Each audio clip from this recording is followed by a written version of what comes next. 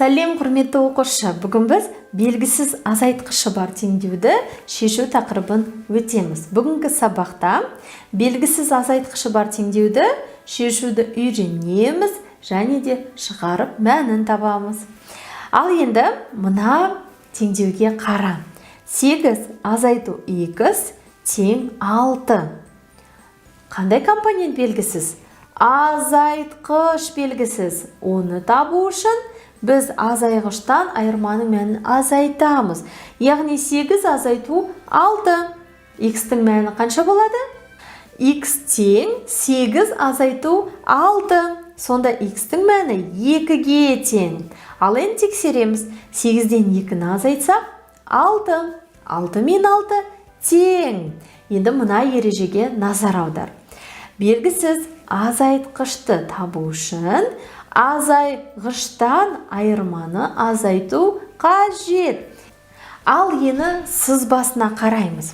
Міне, жалпы бүтін бізде 8 болып тұр.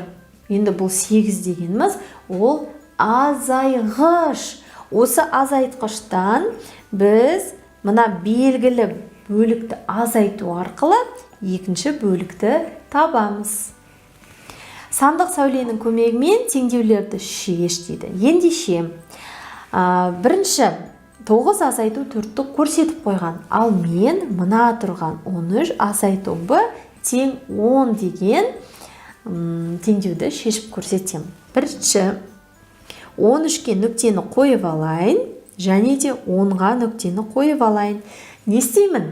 13-тен 10-ды азайтқан кезде мен сол жаққа қарай секіремін. 1, 2, 3. Яғни, мына жердегі в-ның мәні 3 екен. Тамаша. Енді с және де д мәндерін тап. Бөшкеде неше литр су бар дейді. Бөшкеде 40 литр су бар еді. Гүлдерді суғарғаннан кейін бөшкеде 10 литр су қалды. Гүлдерді суғаруға қанша литр су кетті? Теңдеу құрастыр дейді. Ендеше, жалпы бізде 40 литр су болды.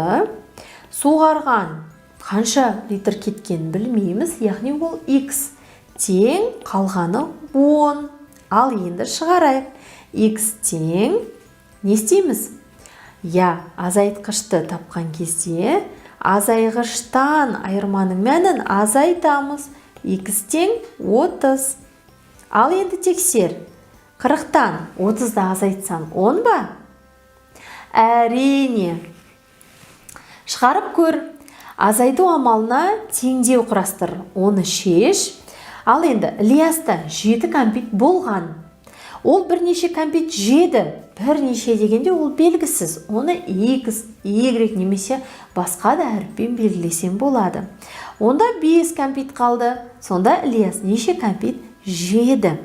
Ал кәнеке, бұл есепті теңдеуін өзің құрастыр. Есіңде сақта, белгісіз азайтқыш бұл бүтіннің белгісіз бөлігі. Келесі дәптермен жұмыс теңдеуді шеш. Ал енді біз теңдеуді шешіп, және де тамырындағы мәнді табуымыз қажет. Мысалы, 18 азайту Y тең 8.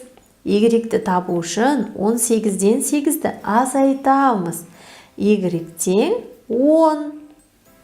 Ал енді 10-ды орнына қоямыз. 18 азайту 10 тең 8. 8 бен 8 тең.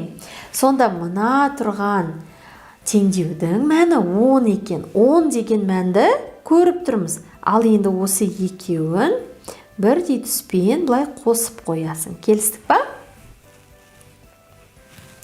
Сандық сәуленің көмегімен теңдеуді шеш. Мен екіншісін көрсетейін. 20 азайту Y тең 5. Y тең 20-дан 5-ті азайтам. Кәнеке, міне 20, міне 5. 20 бен 5-тің арасында қанша сан бар? Кәнеке есепте. 15 сан бар. Ал енді орнына қоямыз. 20 азайту 15 тең 5. 5 пен 5 тең. Тамаша, енді соңына дейін теңдеулерді шығару қажет. Осымен бүгінгі сабақ аяқталды. Келесі сабақта кездескенше.